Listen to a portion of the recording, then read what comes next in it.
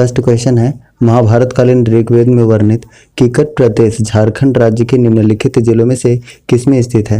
सही आंसर है option number B, यानी कि गिरिडीह जिले में स्थित है। अब देखिए, झारखंड के नामकरण से संबंधित जितने भी फैक्ट अराइज हो सकते हैं हम एक जगह पर रिवाइज करते हैं। तो देखिए, सबसे पहले है ऐत्रेय ब्राह्मण, और ऐत्रेय ब्राह्मण में झारखंड को पुंड्र या पुंड के नाम से जाना गया है, वायु पुराण में मुरंड के नाम से, समुद्रगुप्त के प्रयाग प्रशस्ति में मुरुंड के नाम से, विष्णु पुराण में मुंड, भागवत पुराण में कीकट प्रदेश, महाभारत में पुंडरीक या पशुभूमि, पूर्व मध्यकालीन संस्कृत साहित्य में कलिंद देश, 13वीं सदी के ताम्रपत्र में झारखंड, तारीख फिरोजशाही में झारखंड, तारीख बंगला में झारखंड, सियार और मुख्तखरीन में झारखंड, कबीर और जयसी के द्वारा झारखंड, अकबरनामा में झारखंड, आने अकबरी में कोकरा या खंकरा के नाम से जाना गया है, कौटिल्य के अर्थशास्त्र में कुकुट या कुकुट देश के नाम से, टॉलमी द्वारा मुंडल, फाहियान द्वारा कुकुटलाड और हेनसांग के द्वारा कर्ण सुवर्ण, और मुगल काल में झारखंड को कुकरा या खोखरा के नाम से जाना गया है, तुजू के जहांगीर में खोखरा के नाम से, और ईस्ट इंडिया कंपनी के शासनकाल में छोटा नागपुर के नाम से जाना गया है। अब देखिए, इंपॉर्टेंट क्या है कि सर्वप्रथम साहित्यिक उल्लेख ऐत्रेय ब्राह्मण में मिलता है, और पुरातात्विक प्रमाण अगर पूछा जाए तो 13वीं सदी के ताम्रपत्र में। ये दो चीज़ इंपॉर्टेंट है, पहला है साहित्यिक उल्लेख मिलता है ऐत्रेय ब्राह्मण में, और पुरातात्विक प्रमाण मिलता है 13वीं सदी के ताम्रपत्र में। अगर हम बात करते हैं गिरिडीह की, तो गिरिडीह जिला कब बना था? ये 4 दिसंबर 1972 को जिला बना था। गिरिडीह में ही पारसनाथ पहाड़ी, जो झारखंड की सबसे ऊंची पहाड़ी है, जिसे सम्मेद शिखर के नाम से जाना जाता है। अच्छा, पारसनाथ पहाड़ी तो सबसे ऊंची पहाड़ी है, दूसरी सबसे ऊंची कौन सी है? तो ये शुरुआत की पहाड़ी है, ठीक है।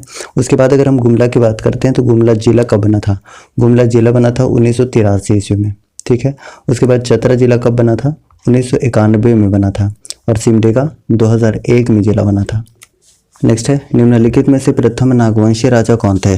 सही आंसर है ऑप्शन नंबर ए, यानी कि फनी मुकुट राय थे। और फनी मुकुट राय ने अपनी राजधानी कहाँ बनाई थी? सुतियांबे इन्होंने अपनी पहली राजधानी बनाई थी। अब देखिए, नागवंशीय राजा जितने भी राजधानी बनाए थे वो सारे के सारे हम एक साथ रिवाइज कर लेते हैं। सबसे पहले सुतियांबे राजधानी बनाई थी फनी मुकुट राय ने, और उसके बाद सुतियांबे के बाद चूटिया ले गया था प्रताप राय, और चूटिया के बाद खोखरा ले गया था भीमकर्ण, और भीमकर्ण एक ऐसा राजा था जो राय की जगह पे कर्ण की उपाधि लिया था। उसके बाद देखिए, खोखरा से दोयसा लाया था दुर्जन शाह, और दोयसा से सतरंजी लाया था एनी शाह। उसके बाद सतरंजी से पालकोट यदुनाथ शाह, और पालकोट से पालकोट भौरा ये जगन्नाथ सहदेव, और पालकोट भौरा से रातूगढ़ ये उदयनाथ सहदेव लाया था, ठीक है। तो यहाँ पूछा जाता है कि प्रथम राजधानी किसने बनाई थी? सुतियांबे, तो फनी मुकुट राय ने, और लास्ट कौन सा बनाया था? रातूगढ़ किसने? तो उदयनाथ सहदेव ने। नेक्स्ट है, आधुनिक सतबरवा के निकट पलामू के निचले किले को निम्नलिखित शासकों में से किसने बनाया था? सही आंसर है ऑप्शन नंबर सी, यानी कि मेदिनी राय ने बनवाया था। अब देखिए, अगर हम बात करते हैं पलामू किले की, तो इसका जो पुराना किला है वो प्रताप राय ने बनाया था, और नया किला मेदिनी राय ने बनाया था। उसके बाद कुछ और किले की बात करते हैं, तो पहला है नारायणपुर का किला, ये लातेहार में है, और इसका निर्माणकर्ता कौन थे? भागवत राय थे। उसके बाद है शाहपुर चांदनी का किला, ये पलामू मेदिनीनगर में है, और इसके निर्माणकर्ता थे गोपाल राय, ठीक है, चेरो वंशी शासक थे। उसके बाद है विश्रामपुर का किला, ये भी पलामू में है, ठीक है, और इसके निर्माणकर्ता थे राजा ताड़वन। उसके बाद है रोहिलू का किला, ये भी पलामू में अलीनगर में है, जपला में, और इसके निर्माणकर्ता कौन थे? तो मुजफ्फर खां निर्माणकर्ता थे। उसके बाद चैनपुर का किला भी कहाँ पर है? ये भी पलामू में है, और इसके निर्माणकर्ता कौन थे? तो पूरनमल के वंशधरों द्वारा करवाया गया था, ठीक है। उसके बाद देखिए, कुछ इंपॉर्टेंट किले हैं, उसके बारे में हम एक बार लिस्ट में रिवाइज कर लेते हैं जल्दी से। सबसे पहले है पलामू का किला लातेहार, विश्रामपुर का किला पलामू, रोहिलो का किला जपला, चैनपुर का किला पलामू में है, तेलियागढ़ का किला राजमहल पहाड़ी साहेबगंज में, पंचकोट का किला पंचेत पहाड़ धनबाद में, रामगढ़ का किला नाम से ही पता चल रहा है रामगढ़ में, पदमा का किला हजारीबाग में, बादम का किला हजारीबाग में। नेक्स्ट है नवरत्न महल या दोयसा का किला गुमला में, पालकोट राजमहल गुमला में, नागफेनी का राजमहल ये गुमला में, और चैतगढ़ का किला ये पश्चिमी सिंहभूम में, और जगन्नाथ का किला या पोरहाट का किला ये पश्चिमी सिंहभूम में, चक्रधरपुर की राजवाड़ी ये पश्चिमी सिंहभूम में, रातू का किला या रातू में, और झरियागढ़ का महल ये धनबाद में है। उसके बाद है जगतपाल सिंह का किला, ये रातू पतरातू मार्ग पर है। तो ये सारे के सारे किले हैं और उसके ये जिले हैं, ठीक है, और यहाँ से बहुत सारे क्वेश्चन पूछे गए हैं और पूछे जा सकते हैं। नेक्स्ट है, पढ़ा पंचायत शासन व्यवस्था में धार्मिक अनुष्ठान का कार्य कौन संपादित करता है? सही आंसर है ऑप्शन नंबर ए, ये पाहन करता है। अगर हम बात करते हैं पढ़ा पंचायत शासन व्यवस्था की, तो ये उरांव जनजाति की परंपरागत शासन व्यवस्था है। पहली बात तो ये है कि उसके बाद उरांव जनजाति में एक कहावत बहुत ज़्यादा फेमस है। वो कहावत क्या है? पाहन गांव बनाता है और महतो गांव चलाता है। अब देखिए कुछ इंपॉर्टेंट टर्म की बात करते हैं। सबसे पहले बात करते हैं महतो की। महतो क्या होता है? ये गांव का प्रधान होता है और इसके जो सहायक होते हैं उसे मांझी कहा जाता है। उसके बाद एक टर्म है परहा या पढ़ा। ये क्या होता है? ये 5 से 20 गाँव का समूह होता है, जिसे हम परहा पंचायत कहते हैं। और इसका जो प्रमुख होता है उसे परहा राजा कहा जाता है। अच्छा, परहा राजा से भी उच्च अधिकारी होता है, जिसे क्या कहा जाता है? परहा दीवान कहा जाता है। और परहा दीवान सर्वोच्च न्यायालय की तरह काम करता है। उसके बाद अगर हम पाहन की बात करते हैं तो ये धार्मिक प्रधान होता है और धार्मिक प्रधान का जो सहयोगी होता है उसे बैगा कहा जाता है। ठीक है। और महतो हमने बताया कि गाँव का प्रधान होता है। ठीक है, गाँव के प्रधान को क्या कहते हैं? महतो कहते हैं। ठीक है। उसके बाद अगर हम बात करते हैं उरांव जनजाति की, तो उरांव जनजाति झारखंड की दूसरी सबसे बड़ी जनजाति है। पहली कौन सी है? पहली जनजाति है संथाल जनजाति। नेक्स्ट है संथालों में गांव के प्रधान को क्या कहते हैं? 5 का सही आंसर है ऑप्शन नंबर डी, यानी कि मांझी कहा जाता है। अब देखिए हम संथाल जनजाति की कुछ बात करते हैं। संथाल जनजाति भारत की तीसरी सबसे बड़ी जनजाति है। अच्छा, पहली और दूसरी कौन सी है? तो पहली है भील जनजाति और दूसरी है गोंड जनजाति। और झारखंड की सबसे बड़ी जनजाति है संथाल जनजाति। अब संथाल जनजाति की अगर हम बात करते हैं तो पश्चिम बंगाल में से सओतार के नाम से जाना जाता है और इसका प्रजाति है प्रोटोस्टोलॉइड। और झारखंड में जितने भी अधिकांश जनजातियां हैं वो प्रोटोस्टोलॉइड प्रजाति से बिलोंग करती हैं, लेकिन जो उरांव जनजाति है वो द्रविड़ प्रजाति से बिलोंग करती है। ये डिफरेंस है। उसके बाद देखिए जो संथाल जनजाति का शासन व्यवस्था होता है उसे मांझी परगना शासन व्यवस्था कहा जाता है। और संथाल जनजाति में 12 गोत्र पाए जाते हैं और इसके विवाह को किरिंग बापला कहा जाता है और इसके युवा गिरी को बोला जाता है घोटुल। और वधु मूल्य को क्या कहा जाता है? पोन कहा जाता है। और ग्राम प्रधान को क्या कहा जाता है? तो हमने भी बताया कि मांझी कहा जाता है। उसके बाद है कि संथाली भाषा को संविधान में कब जोड़ा गया था? तो संथाली भाषा को संविधान में जोड़ा गया था 92वां संविधान संशोधन 2003 से। और उसमें 4 भाषा जोड़ा गया था। कौन कौन सा? डोगरी, मैथिली, बोडो और एक संथाली भाषा। अब डोगरी कहाँ बोली जाती है? जम्मू कश्मीर में। मैथिली कहाँ पर? बिहार में। बोडो असम में और संथाली झारखंड में। तो संथाली भाषा को कब जोड़ा गया? तो याद रखिएगा 92nd कॉन्स्टिट्यूशनल अमेंडमेंट 2003 से संविधान में शामिल किया गया था। नेक्स्ट है मुंडा जनजाति में पाहन को दी जाने वाली लकान मुक्त भूमि को क्या कहा जाता है? सही आंसर है ऑप्शन नंबर ए, यानी कि डाली कटारी भूमि कहा जाता है। अब बात है मुंडा जनजाति की। तो मुंडा जनजाति से संबंधित जितने भी फैक्ट बन सकते हैं हम एक साथ एक बार रिवाइज करते हैं। तो देखिए मुंडा जनजाति झारखंड की तीसरी सबसे बड़ी जनजाति है। पहली है संथाल जनजाति, दूसरी है उरांव जनजाति। ठीक है। मुंडा जनजाति स्वयं को कहते हैं होड़ो या होड़ोक को कहते हैं। अपनी भाषा को कहते हैं होड़ो जागर। और इनकी प्रजाति क्या है? इनकी प्रजाति है प्रोटोस्टोलॉइड और इनका अस्तित्व सिर्फ झारखंड में है। इसके युवागिरी को बोला जाता है गीती ओड़ा और विवाह को बोला जाता है अरंडी, भी याद रखिएगा। अच्छा, विधवा विवाह को क्या बोला जाता है? सगाई के नाम से जाना जाता है मुंडा जनजाति में। उसके बाद देखिए वधु मूल्य को बोला जाता है गोनोंग टका या कुरी गोनोंग कहा जाता है। गांव के प्रधान को कहा जाता है मुंडा। मुंडा जनजाति में ग्राम पंचायत को हातू के नाम से जाना जाता है। ठीक है। और जो हातू का प्रधान होता है उसी को हाथी मुंडा के नाम से जाना जाता है। किस नाम से? हाथू मुंडा के नाम से जाना जाता है। ठीक है। उसके बाद देखिए परहा या पढ़ा, ये क्या होता है? ये 5 से लेके 20 गाँव का समूह होता है जिसे परहा पंचायत कहा जाता है। और उस परहा पंचायत के जो प्रधान होते हैं उसके मानकी के नाम से जाना जाता है मुंडा जनजाति में। अच्छा, मुंडा जनजाति में तलाक को किस नाम से जाना जाता है? तो साकम चारी के नाम से जाना जाता है। और गोत्र कितने पाए जाते हैं? तो 340 से भी गोत्र पाए जाते हैं रिजले के अनुसार। किसके अनुसार? रिजले के अनुसार। अच्छा, धार्मिक प्रधान को क्या कहा जाता है? तो पाहन कहा जाता है। और इसके जो प्रमुख देवता होते हैं वो सिंह बोंगा होते हैं। और प्रमुख देवी का नाम क्या होता है? देसावली होता है। और पूर्वजों के आत्मा को क्या कहा जाता है? तो पूर्वजों के आत्मा को शासन देरी के नाम से जाना जाता है। तो मुंडा जनजाति में हमने क्या क्या देखा? तो सबसे पहले देखा कि ये तीसरी सबसे बड़ी जनजाति है। स्वयं को क्या कहते हैं? होड़ो या होड़ोको कहते हैं। अपनी भाषा को होड़ो जागर कह जाते हैं। प्रजाति प्रोटोस्टोलॉइड है, झारखंड में सिर्फ अस्तित्व है। युवा गृह को गीतियोड़ा कहा जाता है, विवाह को अरंडी कहा जाता है, विधवा विवाह को सगाई कहा जाता है, वधू मूल्य को गोनोंग या गोनोंग टका कहा जाता है, ग्राम प्रधान को मुंडा कहा जाता है और हाथू मुंडा कहा जाता है। हाथू के प्रधान को, हाथू क्या होता है, ये ग्राम पंचायत को हाथू कहा जाता है। उसके बाद पंचायत स्थल को अखरा कहा जाता है। और परहा क्या होता है, तो परहा बताया हमने कि 15 से 20 गाँव का समूह होता है और उसी परहा का जो प्रमुख होता है उसी को कहा जाता है मानकी। तलाक को कहा जाता है साकमचारी। गोत्र होते हैं 340 से भी अधिक रिजली के अनुसार। धार्मिक प्रधान को पाहन कहा जाता है। प्रमुख देवता सिंह बोंगा, प्रमुख देवी थेसावली। पूर्वजों के आत्मा स्थान को क्या कहते हैं, तो शासन देवी के नाम से जानते हैं। तो यहाँ से क्वेश्चन पूछे जाते हैं और पूछे जा सकते हैं। ठीक है, नेक्स्ट बढ़ते हैं क्वेश्चन नंबर 7 की ओर। मुंडा जनजातियों में कछुआ किस गोत्र का प्रतीक है? सही आंसर है ऑप्शन नंबर बी, यानी होरो का प्रतीक है। किसका प्रतीक है? होरो का। ठीक है, नेक्स्ट है क्वेश्चन नंबर 8। परहा पंचायत शासन व्यवस्था में सुप्रीम कोर्ट की तरह कौन कार्य करता है? तो अभी अभी कुछ देर पहले हमने बताया था कौन करता है, तो ऑप्शन नंबर ए, पढ़ा दीवान करता है। तो हमने क्या क्या बताया था पढ़ा पंचायत के बारे में? तो सबसे पहले हमने ये बताया था कि पढ़ा पंचायत जो होता है ये उरांव जनजाति का क्या होता है, ये परंपरागत शासन व्यवस्था होता है। और उसमें भी हमने बताया था कि जो परहा होता है, परहा क्या होता है, ये 5 से लेकर 20 गाँव का समूह होता है जिसे परहा पंचायत कहा जाता है। और उसके जो प्रमुख होते हैं उसे परहा राजा कहा जाता है। और परहा से भी जो उच्च अधिकारी होता है उसे क्या कहा जाता है, परहा दीवान कहा जाता है। ठीक है, उसके बाद हमने बताया था कि बैगा क्या होता है, बैगा होता है पाहन का सहयोगी। और पाहन कौन होता है, ये धार्मिक प्रधान होता है। ठीक है, और ग्राम के प्रधान को क्या कहा जाता है, तो महतो कहा जाता है। ये हमने डिस्कस किया था। नेक्स्ट है प्रजातीय दृष्टि से सदान है। सही आंसर है ऑप्शन नंबर बी, यानी कि आर्य है। अब देखिए सदान की बात करते हैं तो ये होते क्या है, ये झारखंड के मूल निवासी हैं लेकिन गैर जनजाति हैं, उसे सदान कहा जाता है। ठीक है, सदान की अगर हम बात करते हैं तो इनका मुख्य पेशा होता है कृषि करना। और इनकी भाषा कौन कौन सा है, तो खोरठा है, नागपुरी है, पंचपरगनिया है और कुरमाली है। ये भाषा बोलते हैं सदानी। नेक्स्ट है जयपाल सिंह छोटा नागपुर आदिवासी महासभा के नेता कब बने थे?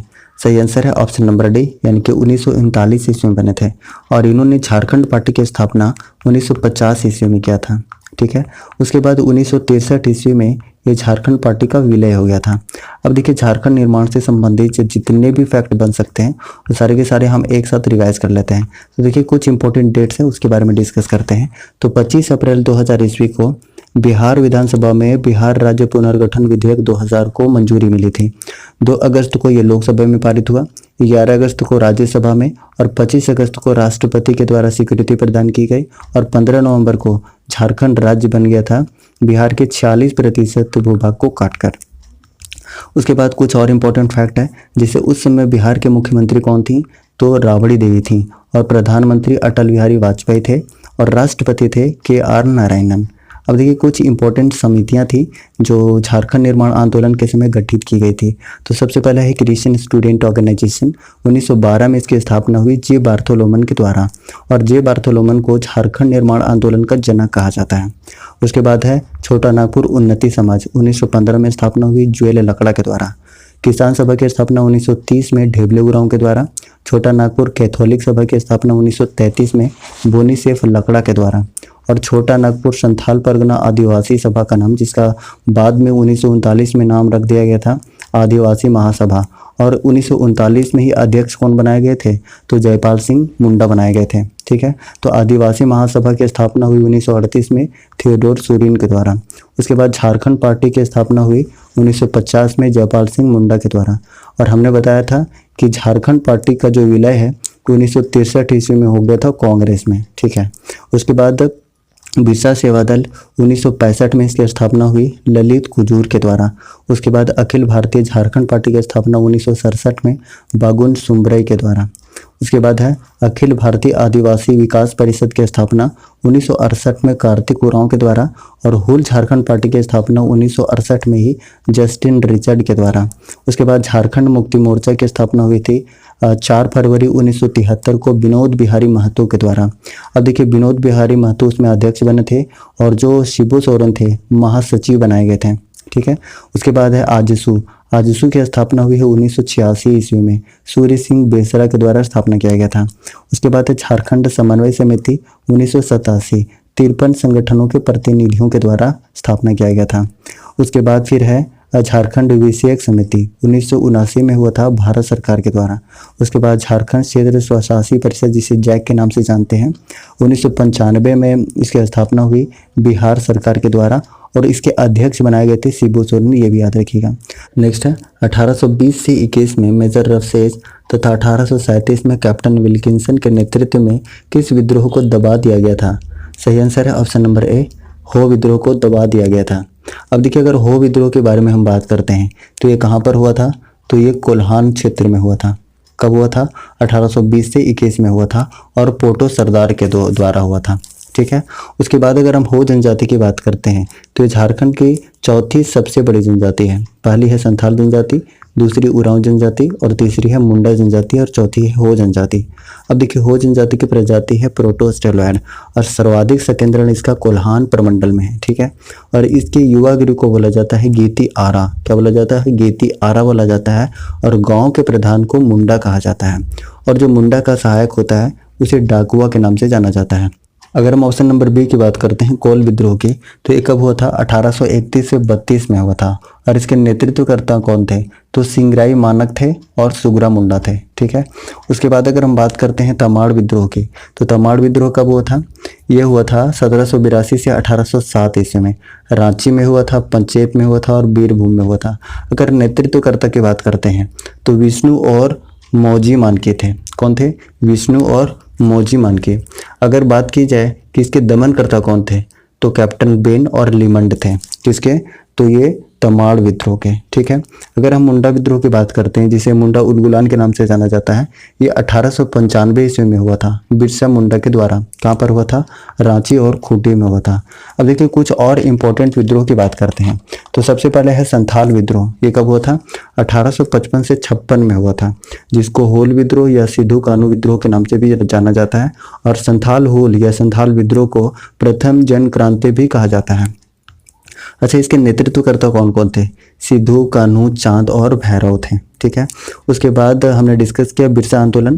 बिरसा आंदोलन कब हुआ था, जिसे मुंडा उलगुलान भी कहते हैं? 1895 में हुआ था। ठीक है। उसके बाद है ताना भगत आंदोलन। यह हुआ था 1914 ईस्वी में। नेतृत्वकर्ता कौन थे? जतरा भगत थे। और प्रथम आदिवासी अहिंसक आंदोलन कहा जाता है ताना भगत आंदोलन को। उसके बाद है भूमिज आंदोलन, और ये क्या है? ये हुआ था 1832 से 33 ईस्वी में। ठीक है। और इसके नेतृत्वकर्ता यानी भूमिज विद्रोह के नेतृत्वकर्ता कौन थे? गंगा नारायण थे। उसके बाद है सफाहोड़ आंदोलन। यह हुआ था 1870 ईस्वी में और इसके नेतृत्वकर्ता कौन थे? लाल हेम्ब्रम इसके नेतृत्वकर्ता थे। और सफाहोड़ आंदोलन के दौरान ही राम नाम का मंत्र दिया गया था, ये भी इंपॉर्टेंट है। उसके बाद हम बात करते हैं खरवार आंदोलन की। तो ये कब हुआ था? ये हुआ था 1774 ईस्वी में, संथाल परगना में हुआ था। और इसके नेतृत्वकर्ता कौन थे? भागीरथ मांझी थे। नेक्स्ट है पहाड़िया विद्रोह में किस रानी ने सहयोग दिया था? सही आंसर है ऑप्शन नंबर ए, यानी कि महेशपुर की रानी ने सहयोग दिया था। और महेशपुर की रानी कौन थी? तो रानी सर्वेश्वरी थी। अच्छा, हम पहाड़िया विद्रोह की अगर बात करते हैं तो ये कब से कब तक हुआ था? ये 1782 से 80 तक चला था। और इसके नेतृत्वकर्ता कौन थे? एक तो थे जगन्नाथ देव और दूसरे थे महेशपुर की रानी रानी सर्वेश्वरी। ठीक है। अगर पूछा जाए कि पहाड़िया विद्रोह के दमनकर्ता कौन थे, तो पहाड़िया विद्रोह के दमनकर्ता कौन थे? क्लीवलैंड थे। ठीक है। नेक्स्ट है 1857 के विद्रोह के समय रामगढ़ बटालियन के मुख्यालय कहाँ था? सही आंसर है ऑप्शन नंबर ए, यानी कि रांची था। अब अगर हम 1857 की क्रांति की बात करते हैं तो कुछ इंपॉर्टेंट फैक्ट हम यहाँ पे डिस्कस करते हैं। तो सबसे पहली बात है कि जिसमें 1857 का क्रांति हो रहा था उसमें ब्रिटेन के प्रधानमंत्री कौन थे? तो याद रखिएगा पाल्मस्टन थे। कौन थे? पाल्मस्टन। ठीक है। और 1857 की क्रांति को ही सिपाही विद्रोह के नाम से जाना जाता है। और 1857 की क्रांति का प्रतीक क्या था? तो कमल रोटी इसका प्रतीक था। और उस समय गवर्नर जनरल कौन थे? तो लॉर्ड कैनिंग थे। ठीक है। उसके बाद देखिए 1857 को अलग अलग नाम दिया गया। पहला नाम दिया गया सिपाही विद्रोह, उसके बाद प्रथम स्वतंत्रता संग्राम, ये किसके द्वारा कहा गया? तो याद रखिए बी.डी. सावरकर के द्वारा कहा गया। उसके बाद 1857 की क्रांति को ही धर्म युद्ध कहा गया था। किसके द्वारा? रीज के द्वारा कहा गया था। ठीक है। उसके बाद देखिए 1857 की क्रांति को ही हिंदू मुस्लिम का षड्यंत्र कहा गया था। किसके द्वारा? तो ऑट्रम और टेलर के द्वारा कहा गया था। अब देखिए इसके कारण क्या क्या थे? तो सबसे इम्पोर्टेंट है तात्कालिक कारण। और तात्कालिक कारण क्या था? तो उस समय गन यूज होता था ब्राउन बेस और ब्राउन बेस की जगह पे इनफील्ड राइफल का प्रयोग शुरू हो गया। और ऐसा कहा जाता है कि इस इनफील्ड राइफल में चर्बी युक्त कारतूस का यूज हुआ था, जिसको खोलने के लिए, ऊपरी भाग को खोलने के लिए मुंह लगाना पड़ता था, जिसमें सुअर और गाय का मांस का यूज किया गया था, चर्बी का यूज किया गया था। ठीक है, इसलिए लोग भड़के हुए थे 1857 की क्रांति से। तो हुआ क्या कि मंगल पांडे जो बलिया का रहने वाला था, ये क्या किया कि अंग्रेज अधिकारी बाघ और ह्यूसन को गोली मार के हत्या कर दिया। कब किया हत्या? तो 29 मार्च 1857 को मंगल पांडे बाघ और ह्यूसन को गोली मारकर हत्या कर दिया। उसके बाद मंगल पांडे को 8 अप्रैल 1857 को फांसी दे दी गई। उसके बाद पूरे भारत में ये 10 मई को मेरठ यूपी से पूरा का पूरा विद्रोह शुरू हो गया। लेकिन अगर हम बात करते हैं कि झारखंड में इसकी शुरुआत कब हुई 1857 की, तो झारखंड में शुरू हुई थी 12 जून 1857 को। कहाँ से? देवघर के रोहिणी नामक गांव से। ठीक है, उसके बाद देखिए 1857 की क्रांति झारखंड में कहाँ कहाँ पर किसने नेतृत्व किया। ठीक है, ये हम थोड़ा सा देख लेते हैं। तो सबसे पहले हमने बताया कि ये रोहिणी गांव से शुरू हो गया था, देवघर से, 12 जून 1857 को। उसके बाद है हजारीबाग, और हजारीबाग में 30 जुलाई को, रांची में 2 अगस्त को, मानभू में 5 अगस्त को और शिवभू में 3 अगस्त सितंबर को शुरू हो गया था भगवान सिंह और रामनाथ सिंह के द्वारा, और पलामू में 26 सितंबर को नीलांबर पीताम्बर के द्वारा। अगर पूछा जाए कि नीलांबर पीताम्बर को फांसी कब दी गई थी, तो 28 मार्च 1859 को फांसी दी गई थी लेस्लीगंज पलामू में। इसके अलावा आपने नाम सुना होगा शेख भिखारी का। तो शेख भिखारी को फांसी कब दी गई थी? तो याद रखिएगा 8 जनवरी 1858 को फांसी दी गई थी। कहाँ पर? चुट्टू पालू घाटी में फांसी दी गई थी। ठीक है, अच्छा 8 जनवरी को ही एक और व्यक्ति को फांसी दिया गया था, उनका क्या नाम है? तो डकैत उमराव सिंह और शेख भिखारी दोनों को फांसी दी गई थी 8 जनवरी 1858 को। नेक्स्ट है झारखंड क्षेत्रीय स्वायत्त परिषद का गठन किया गया, जो झारखंड सरकार के गठन के लिए एक महत्वपूर्ण कदम माना गया। बिहार सरकार द्वारा इस परिषद का गठन कब किया गया? सही आंसर है ऑप्शन नंबर ए 1995 में। नेक्स्ट है सेंद्रा पर्व जनजाति की सांस्कृतिक धरोहर है। सही आंसर है ऑप्शन नंबर ए उरांव जनजाति की, और उरांव जनजाति झारखंड की दूसरी सबसे बड़ी जनजाति है। और प्रजाति इसकी कौन सी है? तो इसकी प्रजाति है द्रविड़। और संथाल जनजाति झारखंड की सबसे बड़ी जनजाति है और भारत की तीसरी सबसे बड़ी जनजाति है। अच्छा, भारत की पहली और दूसरी कौन सी है? तो पहली है भील जनजाति, दूसरी है गोंडे जनजाति और तीसरी है संथाल जनजाति, जो कि झारखंड की सबसे बड़ी जनजाति है। ठीक है, और इसकी प्रजाति है प्रोटो अस्ट्रोलॉयड और इसकी प्रजाति है द्रविड़, ये याद रखिएगा। अच्छा, इसके जो सर्वोच्च देवता हैं सिंह बोंगा है, और इसके जो सर्वोच्च देवता हैं उरांव के, वो धर्मेश या धर्मी हैं। नेक्स्ट है झारखंड के संदर्भ में झिपली है। सही आंसर है ऑप्शन नंबर ए, यानी कि लड़कियों हेतु बनावटी आभूषण है। नेक्स्ट है वर्ष 2013 में जब राष्ट्रपति शासन लगाया गया, उस समय झारखंड के राज्यपाल कौन थे? सही आंसर है ऑप्शन नंबर बी, यानी कि सैयद अहमद थे। और झारखंड में 3 बार राष्ट्रपति शासन लग चुका है। कब कब लगा है? सबसे पहले 2009 में लगा था, और उस समय मुख्यमंत्री कौन थे? शिबू सोरेन थे।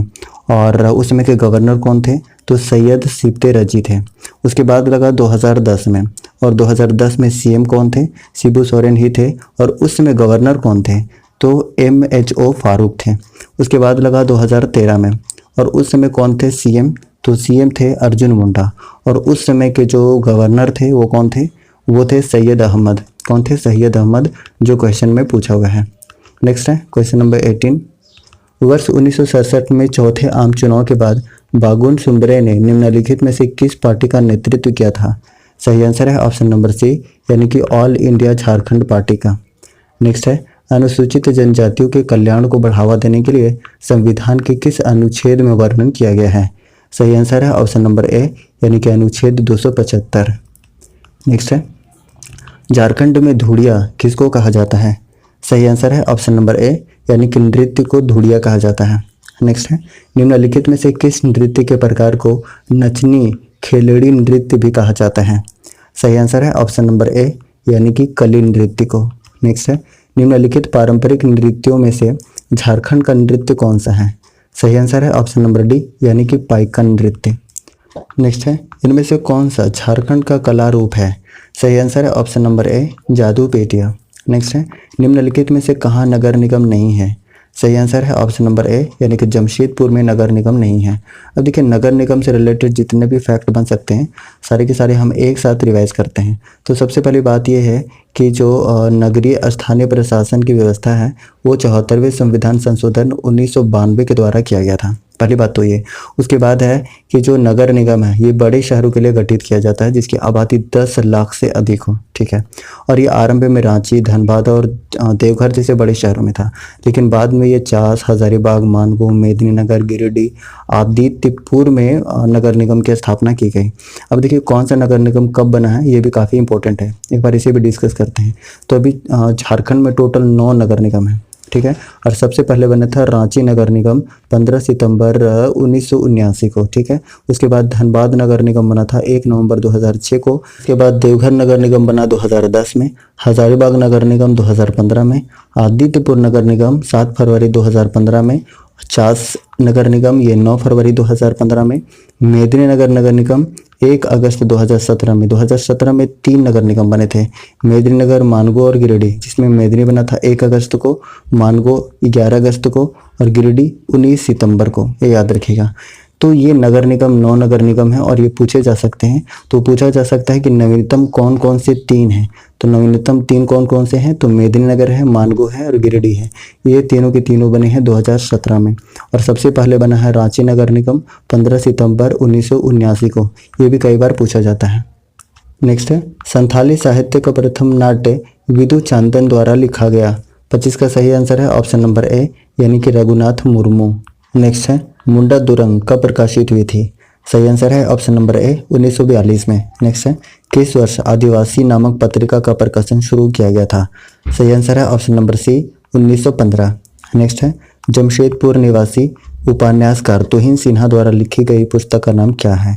सही आंसर है option number D, the age of power. Next है झारखंड कौशल ओवर ग्रोव्स के लेखक कौन है। सही आंसर है ऑप्शन नंबर सी, विक्टर दास। नेक्स्ट है क्वेश्चन नंबर 30, इनमें से कौन सा उपन्यास मुंडा विद्रोह पर आधारित है। सही आंसर है ऑप्शन नंबर डी, यानी कि राग दरबारी। नेक्स्ट है भारतीय खनिज विद्यापीठ धनबाद कब अस्तित्व में आया था। सही आंसर है ऑप्शन नंबर ए, यानी कि 9 दिसंबर 1926 को। नेक्स्ट है वर्तमान में झारखंड में उच्च शिक्षा के लिए कितने विश्वविद्यालय हैं। सही आंसर है ऑप्शन नंबर बी, यानी कि 8 विश्वविद्यालय हैं। अब देखिए कौन कौन से विश्वविद्यालय हैं और स्थापना कब हुई है इसके बारे में थोड़ा सा हम डिस्कस करते हैं। तो सबसे पहले है रांची विश्वविद्यालय, रांची में है, 1960 में स्थापना हुई। सिद्धू कानू विश्वविद्यालय दुमका में है, 1992 में स्थापना। विनोबा भावे यूनिवर्सिटी हजारीबाग में है, 1992 में स्थापना। बिरसा कृषि विश्वविद्यालय रांची में है, 1981 में इसकी स्थापना हुई। कोल्हान यूनिवर्सिटी चाईबासा में है, 2009 में। नीलांबर पीताम्बर यूनिवर्सिटी मेदिनीनगर 2009 में। Indian school of mines Dhanbad में है, 1926 में इसकी स्थापना हुई। बिरला प्रौद्योगिकी संस्थान रांची में है, 1955 में इसकी स्थापना हुई। और हिंदी विद्यापीठ देवघर में है, 1929 में इसकी स्थापना हुई। उसके बाद है Indian institute of legal metrology Ranchi में है, 1972 में इसकी स्थापना हुई। केंद्रीय विश्वविद्यालय ब्राम्बे रांची में है, 1909 में इसकी स्थापना हुई। और national institute of foundry forge technology Ranchi में है, इसकी स्थापना 1966 में हुई है।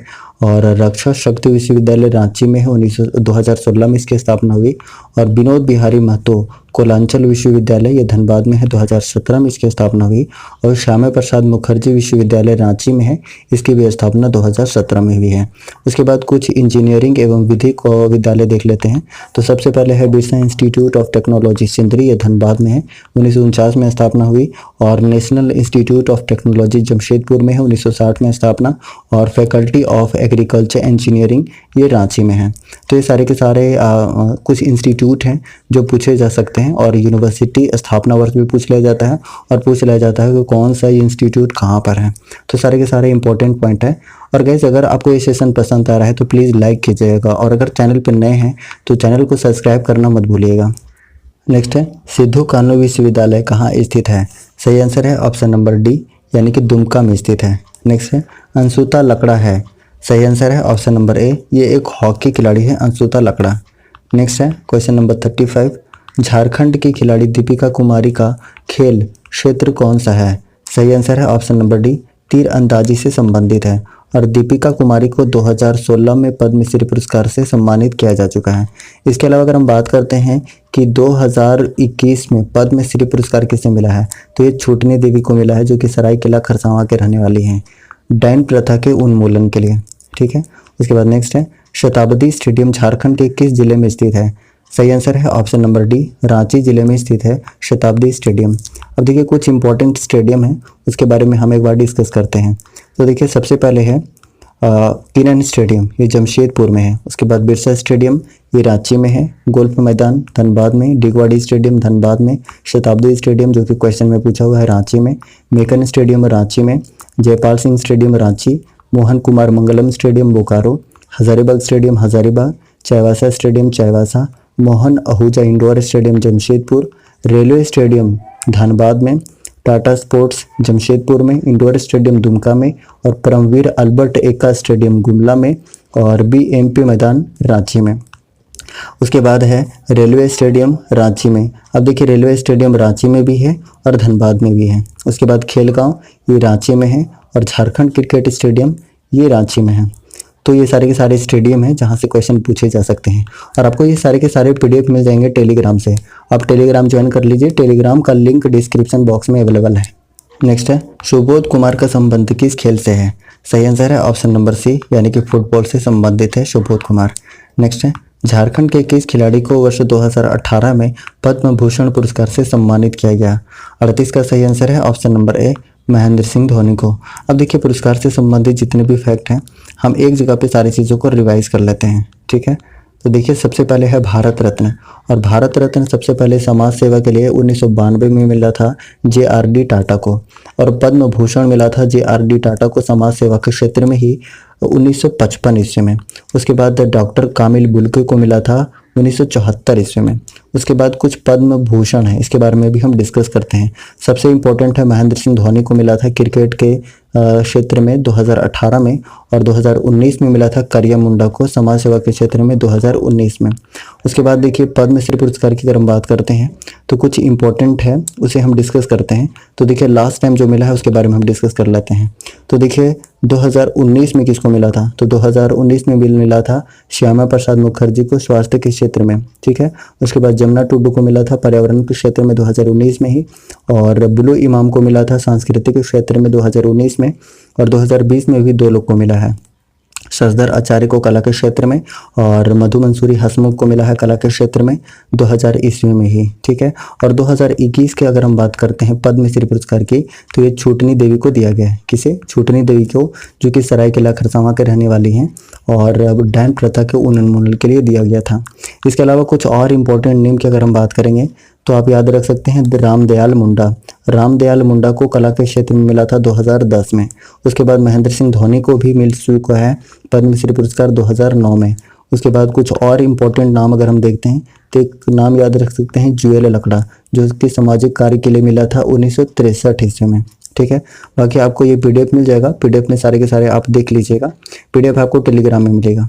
नेक्स्ट है खानापुरी खाता कितने प्रकार के होते हैं? सही आंसर है ऑप्शन नंबर बी, यानी कि 3 प्रकार के होते हैं। और ये 3 प्रकार कौन कौन से हैं? तो पहला है कब्जावारी खाता, दूसरा है अंशवारी खाता जिसे संयुक्त खाता भी कहते हैं। उसके बाद है तीसरा नंबर पे है मिश्रित खाता। नेक्स्ट है छोटा नागपुर काश्तकारी अधिनियम 1908 के तहत काश्तकारों का कौन सा वर्ग था? सही आंसर है ए, बी, सी तीनों, यानी कि ऑप्शन नंबर डी इसका सही आंसर है। भूधारक, रैयत और मुंडारी खुट खट्टीदार। अब देखिए CNT एक्ट 1908 से रिलेटेड जितने भी फैक्ट बन सकते हैं सारे के सारे हम एक साथ रिवाइज करते हैं।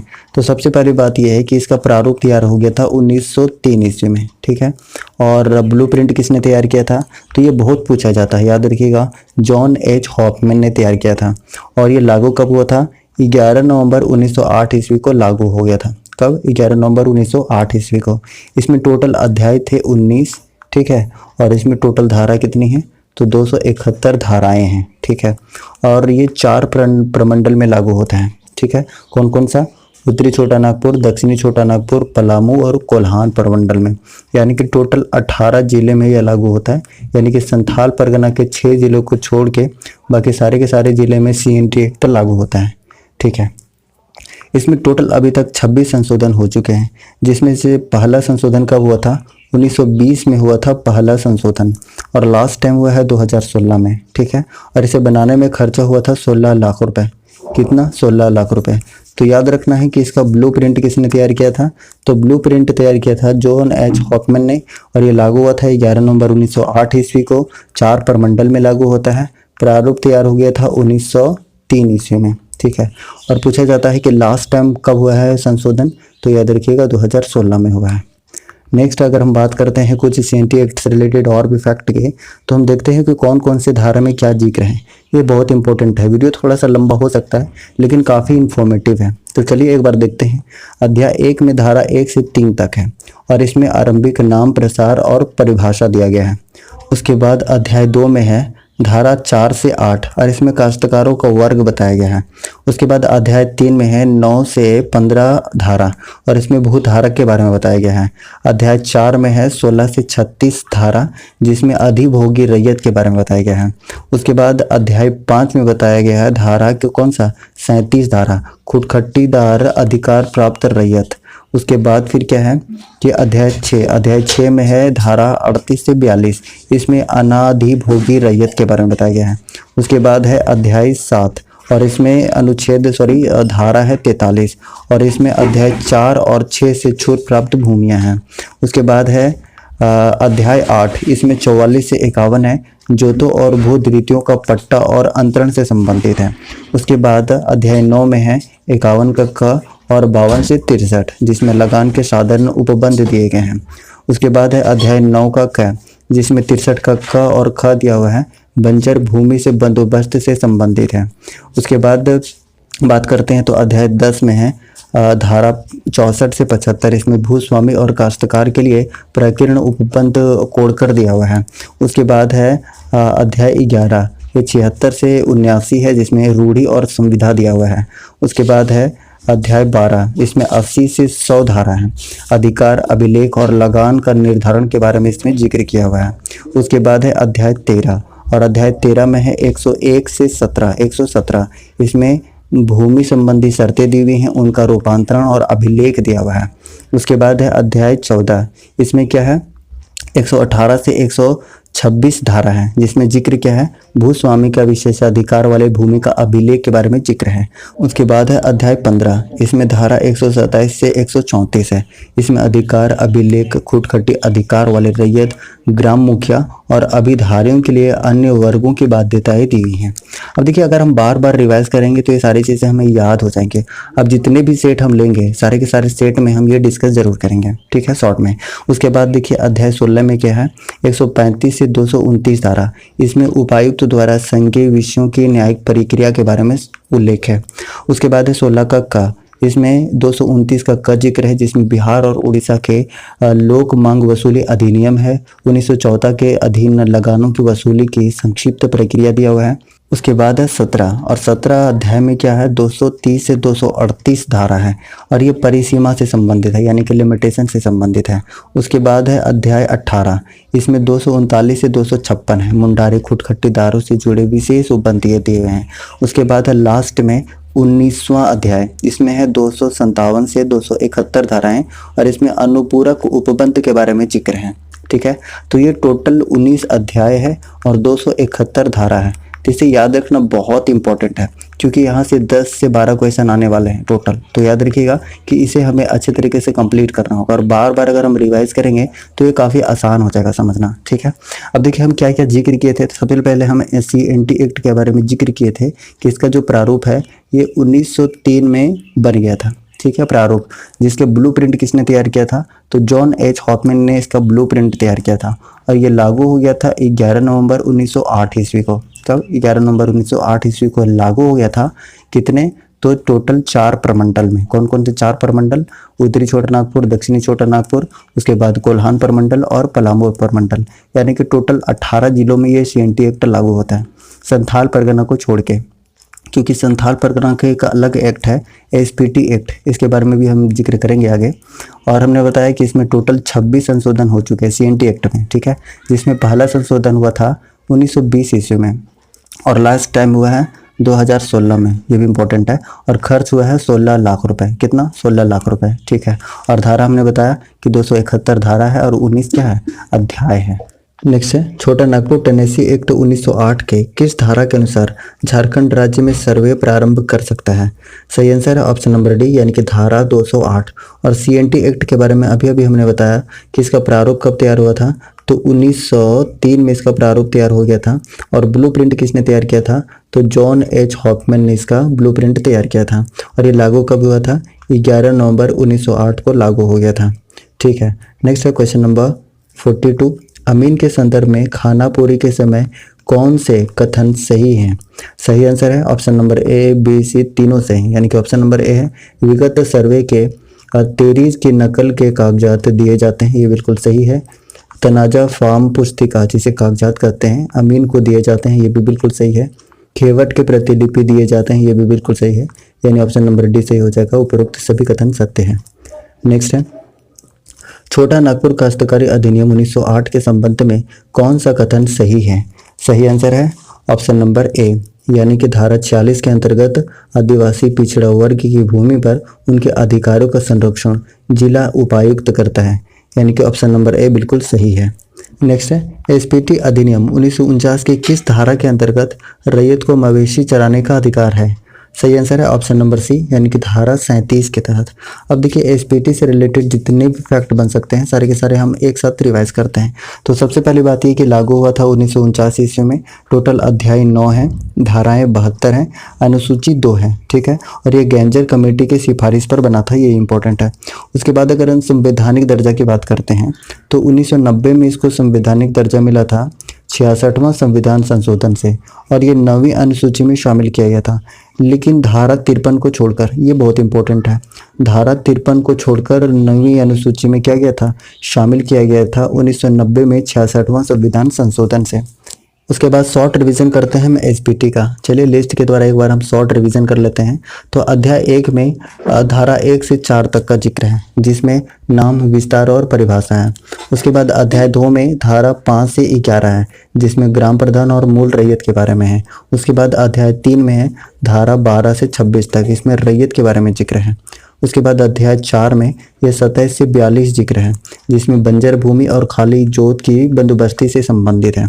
उसके बाद है अध्याय 5, इसमें 43 से 52 है, जिसमें लगान के बारे में जिक्र है। उसके बाद है अध्याय 6, और अध्याय 6 में धारा 53 है, इसमें कतिपय प्रयोजन के लिए भूस्वामी द्वारा भूमि का अर्जन के बारे में जिक्र है। उसके बाद है अध्याय 7, और इसमें धारा 54 से 63 तक जिक्र है, जिसमें न्यायिक प्रक्रिया के बारे में उल्लेख है। उसके बाद है 8 अध्याय, और इसमें 64 से 66 धारा है, जिसमें परिसीमा के बारे में जिक्र है। उसके बाद है अध्याय 9, और इसमें है 67 से 72, इसमें विविध प्रावधान है, ठीक है, इसमें विविध प्रावधान है। तो इसमें हमें क्या क्या याद रखना है? तो सबसे पहले बात तो ये याद रखना है कि ये 1949 में लागू हो गया था, ठीक है। टोटल 9 अध्याय हैं, और धाराएं कितनी हैं? तो 72 धाराएं हैं, और अनुसूची 2 है। और एक इम्पॉर्टेंट बात ये याद रखना है कि ये गैंजर कमेटी की सिफारिश पर बना था। और संवैधानिक दर्जा की अगर हम बात करते हैं तो 1990 में इसको संवैधानिक दर्जा मिला था। कौन से संविधान संशोधन थे? तो अभी मैंने बताया कि 66वां संविधान संशोधन से, और ये 9वीं अनुसूची में शामिल किया गया था। लेकिन धारा 53 को छोड़कर, धारा 53 को छोड़कर 9वीं अनुसूची में 66वां संविधान संशोधन 1990 से शामिल किया गया था, ठीक है। उसके बाद देखते हैं कुछ इंपॉर्टेंट धाराएं। तो सबसे पहले है धारा 5, और ये धारा 5 कौन से अध्याय में आ जाएगा? तो ये आ जाएगा अध्याय 2 में, ठीक है। और इसमें क्या जिक्र है? इसमें ग्राम प्रधान की नियुक्ति के बारे में जिक्र है। और आप देख सकते हैं कि दूसरे अध्याय में ग्राम प्रधान के बारे में जिक्र है। तो कुछ इंपॉर्टेंट अगर हम धारा याद रखे हुए हैं और ये चार्ट हमें याद है तो काफ़ी आसान हो जाएगा इसे याद करना और लर्न करना, ठीक है। तो धारा 5 में हमने बताया कि ग्राम प्रधान की नियुक्ति के बारे में जिक्र है। उसके बाद है धारा 15। धारा 15 की अगर बात करते हैं तो इसमें क्या है? इसमें ईंट और कपड़े बनाने का अधिकार होगा रैयत को, ये जिक्र है 15 में। उसके बाद 16 की बात करते हैं तो रैयत को अपनी जोत में यानी कि जमीन में बांध निर्माण कर सकता है, मत्स्य पालन कर सकता है, या कोई भी उत्पादन कर सकता है। कौन से धारा? तो 16 धारा के तहत, ठीक है। उसके बाद बात करते हैं धारा 17। धारा 17 में क्या जिक्र है? रैयत को अपने जमीन पर वृक्ष लगाने का अधिकार होगा, ठीक है। वृक्ष लगाने का अधिकार कौन से धारा के तहत? तो 17 धारा के तहत होगा। काफ़ी इंपॉर्टेंट है ये सब। उसके बाद है धारा 18, इसमें क्या जिक्र है? रैयत अपने जमीन पर कच्चा या पक्का भवन का निर्माण कर सकता है। ये भी काफ़ी इंपॉर्टेंट है धारा 18 के तहत, ठीक है। उसके बाद है धारा 29, इसके तहत क्या है कि उपायुक्त की अनुमति के बिना कोई भी मूल रैयत का ग्राम प्रमुख अपने साथ या किसी भी मूल रैयत के साथ बंजर भूमि या खाली भूमि का बंदोबस्त नहीं कर सकता है। किसके बिना? तो याद रखिएगा, उपायुक्त के बिना। तो 29 धारा में ये जिक्र है। उसके बाद अगर हम बात करते हैं तो धारा कौन सा है? 37, जो अभी हमने ऑप्शन में डिस्कस किया था। तो इसके तहत क्या है? रैयत को मवेशी चराने का अधिकार होगा अपनी जोत पर, यानी कि अपनी जमीन पर, ठीक है। उसके बाद है धारा 45, इसके तहत क्या है? इसमें है कि डाक मनी ऑर्डर द्वारा लगान भुगतान किया जा सकता है। किसके द्वारा? डाक मनी ऑर्डर के द्वारा, धारा 45 के तहत, ठीक है। उसके बाद धारा 47 डिस्कस करते हैं। इसमें क्या है? इसमें लगान और उसके ब्याज के लिए रैयत को क्या मिलेगा? उसे रसीद मिलेगा, धारा 47 के तहत, ठीक है। उसके बाद है 67, धारा 67 डिस्कस करते हैं। इसमें क्या है? इसमें है कि नियमों का उल्लंघन करने पर उसे दंड या जुर्माना देना पड़ेगा, 67 धारा के तहत, ठीक है। तो ये कुछ इंपॉर्टेंट धाराएं थी जो कि बहुत इंपॉर्टेंट है और पूछा गया है और पूछा जा सकता है, ठीक है। तो ऐसे अगर हम बार बार रिवाइज करते रहेंगे, हर सेट में अब हम डिस्कस करने वाले हैं CNT और SPT स्पेशल के बारे में, ठीक है। तो ये काफ़ी इंटरेस्टिंग हो जाएगा और काफ़ी आसान हो जाएगा और सारी की सारी चीज़ें आसान हो जाएंगी, ठीक है। और गाइस, अगर आपको सेशन पसंद आ रहा है तो प्लीज़ लाइक करके और चैनल को जरूर सब्सक्राइब कीजिएगा, ठीक है। थोड़ा सा मोटिवेशन बढ़ता है गाइस, ओके। नेक्स्ट है SPT एक्ट के तहत उपायुक्त लिखित आदेश देकर अपने नियंत्रण के अंतर्गत किसे अधिकृत कर सकता है? सही आंसर है ऑप्शन नंबर ए, यानी कि अनुमंडल पदाधिकारी को। नेक्स्ट है SPT एक्ट के तहत रैयत अपने किसी जोत के लिए लगान की रकम किसके द्वारा भेजकर भुगतान कर सकता है? सही आंसर है ऑप्शन नंबर सी, यानी कि विनिहित प्रपत्र के द्वारा और डाक मनी ऑर्डर के द्वारा, दोनों के द्वारा क्या कर सकता है? ये लगान का भुगतान कर सकता है। पहली बात तो ये, अगर हम बात करते हैं कि डाक मनी ऑर्डर, अभी हमने बताया था कि डाक मनी ऑर्डर के द्वारा रैयत अपने लगान का भुगतान कर सकता है। कौन से धारा के तहत? तो धारा 45 के तहत अभी हमने डिस्कस किया था। नेक्स्ट है SPT एक्ट के तहत किसने स्वप्रेरणा अथवा अन्य रूप से अपने नियंत्रण के अंतर्गत किसी न्यायालय द्वारा निर्णय किया गया किसी ऐसे मुकदमे का अभिलेख मांग सकते हैं जिस पर अपील ना हो? सही आंसर है उपायुक्त और आयुक्त, यानी कि ऑप्शन नंबर सी सही हो जाएगा, ए और बी दोनों। नेक्स्ट है 1960 में उत्तर प्रदेश सरकार द्वारा कौन सा कानून लाया गया? सही आंसर है ऑप्शन नंबर सी, यानी कि भूमि हकबंदी कानून। नेक्स्ट है ओडिशा सरकार द्वारा भूमि सुधार अधिनियम कब लाया गया? सही आंसर है ऑप्शन नंबर सी, यानी कि 1960 में। नेक्स्ट है झारखंड का कुल भौगोलिक क्षेत्र कितना है? सही आंसर है ऑप्शन नंबर ए, यानी कि 79.70 लाख हेक्टेयर। नेक्स्ट है देवघर में इनमें से कौन सा ज्योतिर्लिंग मंदिर स्थित है? सही आंसर है ऑप्शन नंबर सी, यानी कि वैद्यनाथ मंदिर। और देवघर को क्या कहा जाता है? मंदिरों का शहर कहा जाता है, लेकिन अगर मंदिरों का गांव पूछे तो ये मलूटी दुमका हो जाएगा, ठीक है। नेक्स्ट है क्वेश्चन नंबर 53, बांसलोई नदी का उद्गम स्थल है? सही आंसर है ऑप्शन नंबर बी, यानी कि बांस पहाड़ गोड्डा से है। अब देखिए, नदी उद्गम से रिलेटेड जितने भी फैक्ट हैं हम एक साथ सारे के सारे रिवाइज कर लेते हैं। तो देखिए, सबसे पहले है सोन नदी, और ये निकलती कहाँ से है? अमरकंटक की पहाड़ी से, और इसका मुहाना है गंगा नदी। नेक्स्ट है उत्तरी कोयल नदी रांची के पठार से निकलती है, सोन नदी मुहाना है। पुनपुन मध्य प्रदेश के पठार से निकलती है, गंगा नदी इसका मुहाना है। दामोदर नदी लातेहार के टोरी से निकलती है, हुगली इसका मुहाना है। उसके बाद स्वर्ण रेखा, ये नगड़ी रांची से निकलती है, बंगाल की खाड़ी में गिरती है। ब्राकर नदी ये छोटा नागपुर के पठार से निकलती है, दामोदर में मिल जाती है। नेक्स्ट है दक्षिणी कोयल, ये नगड़ी रांची से निकलती है और इसका मुहाना है शंख उड़ीसा। उसके बाद मयूरक्ष नदी है, त्रिकुट पहाड़ी देवघर से निकलती है और हुगली नदी में मिल जाती है। उसके बाद है ब्राह्मणी, ये दुधवा पहाड़ी दुमका से निकलती है और हुगली नदी में मिल जाती है। शंख नदी है चैनपुर गुमला से निकलती है और दक्षिण कोयल में मिल जाती है। नेक्स्ट है अजय मुंगेर, बिहार से ये उद्गम है इसका, और मुहाना है भागीरथी बंगाल। उसके बाद है सकरी नदी, ये उत्तरी छोटा नागपुर से निकलती है और इसका मुहाना गंगा है। अब है नदियों के उपनाम, और यहाँ से भी क्वेश्चन पूछे जाते हैं। पुनपुन नदी को कीकट या बामागति के नाम से जाना जाता है, सकरी को सोमागति के नाम से, दामोदर नदी को देव नदी या बंगाल का शोक कहा जाता है, फाल्गु नदी को अंतः सलीला कहा जाता है, और चानन को पंचाने नदी कहा जाता है, और मयूराक्षु को मोर नदी के नाम से जाना जाता है। ये सारे के सारे उपनाम हैं। और गाइज, अगर आपको सेशन पसंद आ रहा है तो प्लीज़ लाइक कीजिए, और चैनल को अगर अब तक आपने सब्सक्राइब नहीं किया है तो प्लीज़ चैनल को सब्सक्राइब कर लीजिए। नेक्स्ट है, झारखंड में निम्नलिखित जिला में से किस में बॉक्साइट प्रचुर मात्रा में पाया जाता है? सही आंसर है ऑप्शन नंबर डी यानी कि लोहरदगा में। नेक्स्ट है, झारखंड में सबसे ऊंचा जलप्रपात कौन सा है? सही आंसर है ऑप्शन नंबर सी यानी कि लोधा जलप्रपात। और लोधा जलप्रपात, जिसे बूढ़ा घाघ जलप्रपात के नाम से जाना जाता है, ये लातेहार में है। जोन्हा और दसम जलप्रपात ये रांची में है और रजरप्पा जलप्रपात ये रामगढ़ में है। अब देखिए, जलप्रपात से रिलेटेड जितने भी फैक्ट हैं हम एक जगह पे एक बार रिवाइज कर लेते हैं सारी चीज़ों को, ठीक है। तो देखिए, सबसे पहले है बूढ़ा घाघ या लोधा घाघ, जो कि लातेहार में है। उसके बाद हुंडरू, ये रांची में है। जोन्हा या गौतम धारा, ये रांची में है। उसके बाद दसम जलप्रपात, ये भी रांची में। पंचघाघ खूंटी में, गौतम घाघ लातेहार में, उसरी धनबाद में और मुनीडीह भी धनबाद में। उसके बाद है सतनी घाघ जलप्रपात गुमला में, मोतीचरा राजमहल पहाड़ी साहिबगंज में और घाघरी जलप्रपात लातेहार में है। रजरप्पा है रामगढ़ में, नागफनी गुमला में और घड़घड़िया है लोहरदगा में और मालुदा जलप्रपात है चतरा में। उसके बाद कुछ और है, धारागिरी जलप्रपात है ये पूर्वी सिंहभूम में और गुरसिंधु है गढ़वा में, बलचौरा है गढ़वा में, सुखलदरी भी गढ़वा में, सोनवा है रांची में, तमासिर है चतरा में और रसेरका जलप्रपात है गुमला में। उसके बाद बोकारो जलप्रपात है हजारीबाग में और प्रेमा घाघ है गुमला में और हेसातू घाघ है गढ़वा में और गूंगा झंझ है कहाँ पर, ये भी गढ़वा में है। उसके बाद है बाघ मुंडा जलप्रपात, ये गुमला में, सूगा काटा ये सिमडेगा में, पंचघाघ जलप्रपात खूंटी में है, सात वागन जलप्रपात कोडरमा में है, कांति जलप्रपात लातेहार में है और हेपाद गुमला में है। और ये सारे के सारे अगर आप बार बार रिवाइज करेंगे तो याद हो जाएगा और लगभग सभी सेट में हमने इसको डिस्कस किया है। नेक्स्ट है, मैथन बांध किस नदी पर बना है?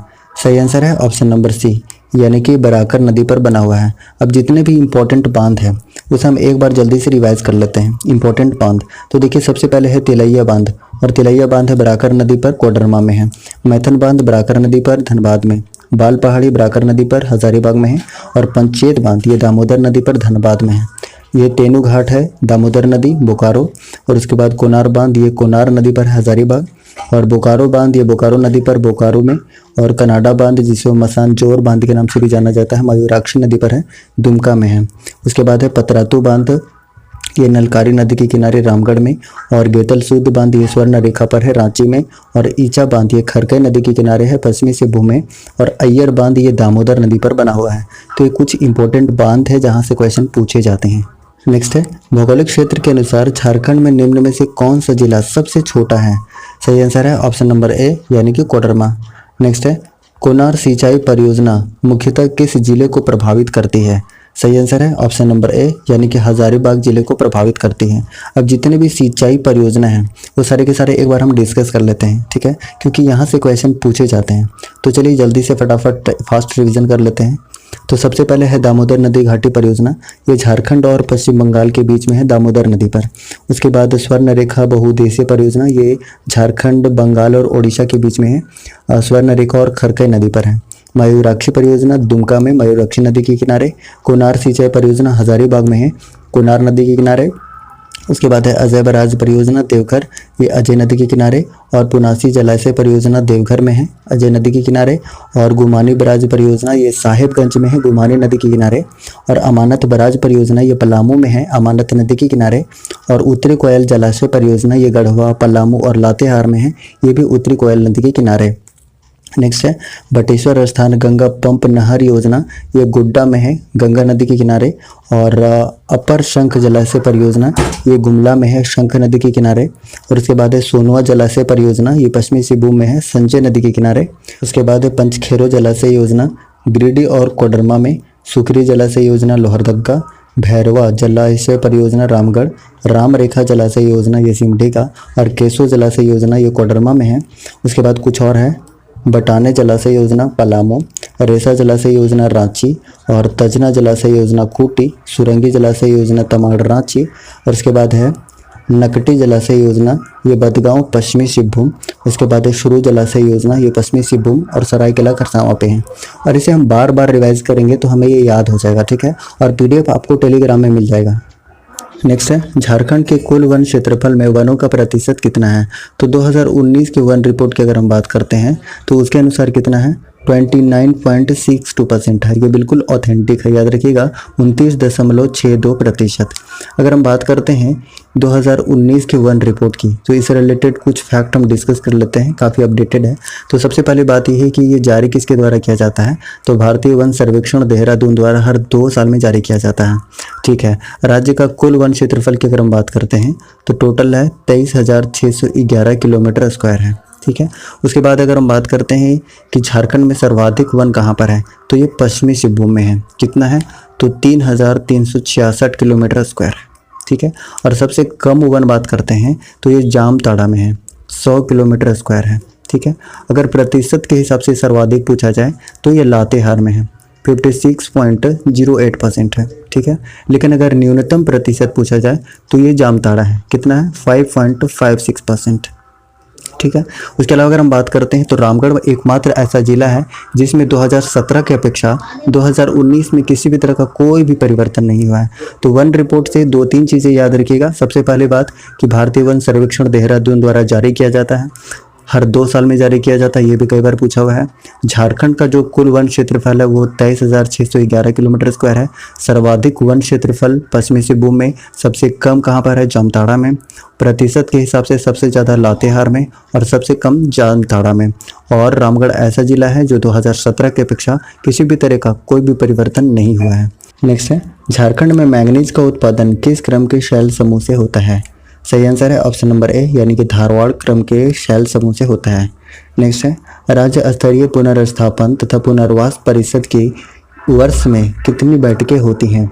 सही आंसर है ऑप्शन नंबर बी, यानी कि 2 बैठकें होती हैं। नेक्स्ट है, झारखंड खाद्य प्रसंस्करण नीति 2015 का उद्देश्य क्या है। सही आंसर है ऑप्शन नंबर ए, यानी कि निवेश को प्रोत्साहित करना। नेक्स्ट है क्वेश्चन नंबर 63, ऊर्जा गंगा जगदीशपुर हल्दिया पाइपलाइन के निर्माण के लिए झारखंड ने निम्नलिखित में से किसके साथ GCA पर हस्ताक्षर किया है। सही आंसर है ऑप्शन नंबर ए, यानी गेल के साथ। नेक्स्ट है, झारखंड में CSR लागू करना मुश्किल है, निम्नलिखित में से कौन सी उन समस्याओं में से एक नहीं है। सही आंसर है ऑप्शन नंबर सी, यानी कि कृषि भूमि की प्रचुर मात्रा में उपलब्धता। नेक्स्ट है क्वेश्चन नंबर 65, झारखंड में किस वर्ष प्रथम औद्योगिक नीति को कारगर किया गया। 65 का सही आंसर है ऑप्शन नंबर डी, यानी कि 2001 में। नेक्स्ट है, झारखंड पंचायती राज अधिनियम कब अस्तित्व में आया था। सही आंसर है ऑप्शन नंबर बी, यानी कि 2001 में अस्तित्व में आया था। नेक्स्ट है, झारखंड के गेतल सूद इलाके में निम्न में से क्या स्थित है। सही आंसर है ऑप्शन नंबर ए, यानी कि पहला मेगा फूड पार्क स्थित है।